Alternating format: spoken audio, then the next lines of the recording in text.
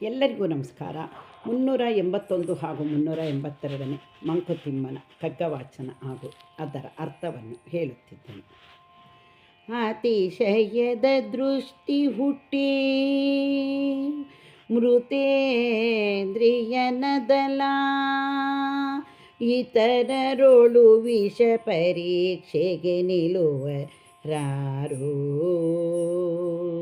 ಮಿತ ಕುಕ್ಷಿ ಮಿತ ಭುಕ್ತ ಮತ್ತಾರ್ಜಿತೇಂದ್ರಿಯನು ಅತಿ ಚರ್ಚಿಸಲದಲ್ಲಿ ಮಂಕುತಿಮ್ಮ ಅತಿ ಚರ್ಚಿಸಲದಲ್ಲಿ ಮಂಕುತಿಮ್ಮ ಅತಿ ಚರ್ಚಿಸಲದಲ್ಲಿ ಮಂಕುತಿಮ್ಮ. ಯಾವನು ಹುಟ್ಟಿನಿಂದಲೇ ಮೈತೇಂದ್ರಿಯನು ಅವನೇ ಅತಿಶಯದ ಅದೃಷ್ಟವಿರುವ ವ್ಯಕ್ತಿ. ಅವನೊಡನೆ ವಿಷ ಪರೀಕ್ಷೆಗೆ ನಿಲ್ಲುವವರು ಯಾರಿದ್ದಾರೆ? ಮಿತವಾದ ಹೊಟ್ಟೆಯುಳ್ಳವನು ಮತ್ತು ಮಿತಹಾರಿಯೇ ಇಂದ್ರಿಯಗಳನ್ನು ಜಯಿಸಿದವನು. ಈ ವಿಷಯದಲ್ಲಿ ಅತಿಯಾದ ಚರ್ಚೆ ಸಲ್ಲದು. ಇಂದ್ರಿಯವ ಜಯಿಸಿದೆಯೋ ಮಂದವೋ ನಿನ್ನಕ್ಷಿ ಸೌಂದರ್ಯ ಯಕ್ಷಿಣಿಯೇ ನಿನ್ನ ತೊರೆದಿಹಳೋ ಅಂದನೇ ವಿರಕ್ಷನ್ ಅಪ್ಸರೆಯ ಕಾಣದನೇ ಯತಿ ಕಂಡು ಕೆರಳಿದನಾರೋ ಮಂಕುತಿಮ್ಮ ಕಂಡು ಕೆರಳಿದನಾರೋ ಮಂಕುತಿಮ್ಮ ಕಂಡು ಕೆರಳಿದನಾರೋ ಮಂಕುತಿಮ್ಮ. ನಾನು ಜಿತೇಂದ್ರಿಯ, ನನ್ನನ್ನು ಯಾವುದೋ ಸೆಳೆಯಲಾರದೆಂದು ಹೇಳುವೆಯೇನು? ನಿನ್ನ ಕಣ್ಣುಗಳ ದೃಷ್ಟಿ ಮಂದವಾಗಿದೆಯೋ ಅಥವಾ ಸೌಂದರ್ಯ ಯಕ್ಷಿಣಿಯೇ ನಿನ್ನನ್ನು ಬಿಟ್ಟು ಹೊರಟು ಹೋಗಿರುವಳೋ? ಕುರುಡನೇ ವಿರಕ್ತ, ಅಪ್ಸರೆಯನ್ನು ಕಾಣದವನೇ ಯತಿ. ಅಪ್ಸರೆಯನ್ನು ನೋಡಿ ಮನಸ್ಸು ಕೆರಳಿಸಿಕೊಳ್ಳದವರು ಯಾರಿದ್ದಾರೆ? ಯಾರೂ ಇಲ್ಲ ಅಲ್ಲವೇ? ಈಗ 383ನೇ ಪದ್ಯ ಹಾಗೂ ಅದರ ಅರ್ಥ. ಜನಕ ಜಯದ ಋಷನದಿ ನಾಯ್ತು ರಾವಣ ಚಪಲ ಕನಕ ಮೃಗದ ಋಷನದೆ ಜಾನಕಿಯ ಚಪಲ ಜಗವವನ ನಿಂದಿಪುದು ಕನಿಕರಿಪುಧಾಕೆಯಲಿ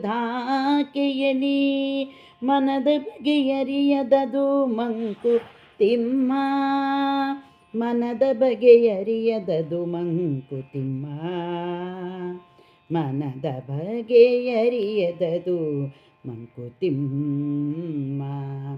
ಸೀತೆಯನ್ನು ನೋಡಿದ ತಕ್ಷಣ ರಾವಣನಿಗೆ ಅವಳನ್ನು ಪಡೆಯುವ ಹಂಬಲ ಆರಂಭವಾಯಿತು. ಆದರೆ ಆ ಜಾನಕಿಯ ಚಪಲವು ಬಂಗಾರದ ಜಿಂಕೆಯನ್ನು ಕಂಡ ಕ್ಷಣದಿಂದ ಉಂಟಾಯಿತು. ಇಬ್ಬರೂ ಚಪಲಕ್ಕೊಳಗಾಗಿ ಕೆಲಸಗಳನ್ನು ಮಾಡಿದರೂ ಸಹ ಜನ ಸೀತೆಯಲ್ಲಿ ಕನಿಕರವನ್ನು ತೋರಿಸಿ ರಾವಣನನ್ನು ನಿಂದಿಸುತ್ತಾರೆ.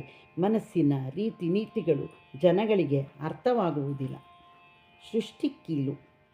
ಹೊಟ್ಟೆಯಲ್ಲಿ ಹಸಿವು ಮನದಲ್ಲಿ ಮಮತೆ ಈ ಎರಡು ಗಿಟ್ಟು ಕೀಲುಗಳಿವು ಸೃಷ್ಟಿಯಂತ್ರದಲ್ಲಿ ಕಟ್ಟಿಪುವು ಕೋಟೆಗಳ ಕೀಳಿಪುವು ತಾರೆಗಳ ಸೊಟ್ಟಾಗಿರುವವು ನಿನ್ನ ಮಂಕುತಿಮ್ಮ ಸೊಟ್ಟಾಗಿರುವವು ನಿನ್ನ ಮಂಕುತಿಮ್ಮ ಸೊಟ್ಟಾಗಿಪುವು ನಿನ್ನ ಮಂಕುತಿಮ್ಮ.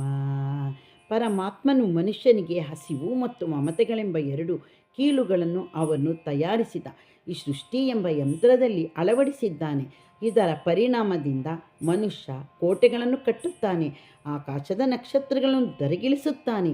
ಈ ಎರಡು ವ್ಯಾಮೋಹಗಳಿಗೆ ಬಲಿಯಾಗಿ ಅವನು ಏನನ್ನು ಬೇಕಾದರೂ ಮಾಡುತ್ತಾನೆ. ಅವು ನೆಟ್ಟಗಿದ್ದ ಮನುಷ್ಯನನ್ನು ಕೂಡ ಸೊಟ್ಟವಾಗಿರಿಸುತ್ತಾನೆ.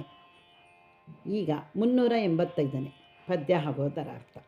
ದಾಸರೋ ನಾವೆಲ್ಲ ಶುನಕನಂದತಿ ಜಗದ ವಾಸನೆಗಳೆಳೆತಕ್ಕೆ ದಿಕ್ಕು ದಿಕ್ಕಿನಲಿ ಪಾಶಗಳು ಹೊರಗೆ ಕೊಂಡಿಗಳು ನಮ್ಮೊಳಗಿಹುವವು ವಾಸನಾಕ್ಷಯ ಮೋಕ್ಷ ಮಂಕುತಿಮ್ಮ ವಾಸನಾಕ್ಷಯ ವಾಸನಾಕ್ಷಯ ಮೋಕ್ಷ ಮಂಕುತಿಮ್ಮ. ವಾಸನಾಕ್ಷಯ ಮೋಕ್ಷ ಮಂಕುತಿಮ್ಮ. ಹೃದಯದಬ್ಬರವೇನು ಹೊಟ್ಟೆಯುಬ್ಬರದಂತೆ ಅದಿರಳಿತ ಕೊರಳ ನಾಳದ ಸದ್ದಿನಿಂದ ಅದೇ ನಗುವುದು ಗುಡಗಳು, ಅದೇ ಹೂಗಳು ತೆಗಳು ಅದನಿಲಿಸೇ ಶಾಂತಿಯಲೋ ಮಂಕುತಿಮ್ಮ. ದಾಸರೋ ನಾವೆಲ್ಲ ಎಂಬುದರ ಅರ್ಥ. ನಾಯಿಯಂತೆ ನಾವುಗಳು ದಿಕ್ಕು ದಿಕ್ಕುಗಳಲ್ಲಿರುವ ಈ ಜಗತ್ತಿನ ವಾಸನೆಗಳ ಎಳಿತಕ್ಕೆ ಸಿಕ್ಕಿಕೊಂಡು ನರಳುತ್ತೇವೆ.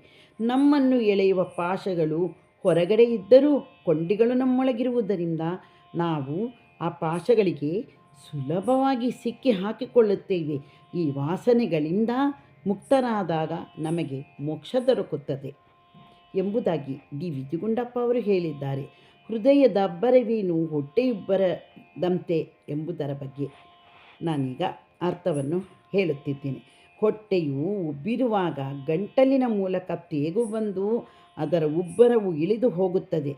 ಹೃದಯದ ಆರ್ಭಟವನ್ನು ಮಾತನಾಡುವ ಮೂಲಕ ಇಳಿಸಿಕೊಳ್ಳಬಹುದು. ಎರಡಕ್ಕೂ ಗಂಟಲೇ ಸಾಧನ. ನೋವು ನಲಿವುಗಳು, ಸುಖ ದುಃಖಗಳು, ಹೂಗಳು ತೆಗೆಳುಗಳು, ಈ ವಿಧವಾದ ಭಾವನೆಗಳನ್ನು ಮಾತುಗಳ ಮೂಲಕ ಹೊರಹೊಮ್ಮಿಸಿ ಅವುಗಳನ್ನು ಇಳಿಸಿಕೊಳ್ಳಬಹುದು.